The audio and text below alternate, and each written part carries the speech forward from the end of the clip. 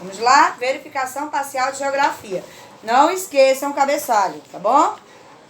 Você sabia que as festas juninas surgiram nos países europeus católicos e eram chamadas joaninas, em homenagem ao santo católico São João. Elas foram trazidas pelos portugueses no período colonial.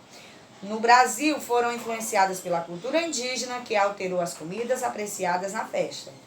E, tempos depois, por italianos e alemães. Primeira questão. Como o texto mostra, o Brasil recebeu imigrantes que influenciaram na formação cultural do seu povo. Sobre o processo de imigração no Brasil, responda. Item A. Quando chegaram os primeiros imigrantes no Brasil? B. Quais os primeiros povos a imigrarem para o Brasil? Segunda questão.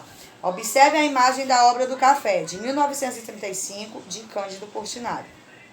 A pintura em óleo do artista brasileiro retrata o trabalho de imigrantes e ex-escravos, recém-libertos pela abolição, em lavouras de café no Brasil. Comente sobre a influência do café no processo de imigração brasileira. Terceira. Defina migração, emigrante e imigrante. Quarta. Atualmente, os principais imigrantes no Brasil são os refugiados. Por quais motivos esses imigrantes saem de seus países? Quinta. A crise humanitária na Venezuela ocorre desde 2018, por razões políticas e econômicas. Muitos venezuelanos deixaram o país, a maioria vindo para o Brasil. Nesse caso, os venezuelanos que deixam seu país são imigrantes ou refugiados? Lembra da diferença? Explique. Sexta questão. A população do Brasil tem crescido muito ao longo dos anos. Hoje a população nacional ultrapassa 200 milhões de pessoas. Quais fatores de crescimento um país pode apresentar? Sétimo.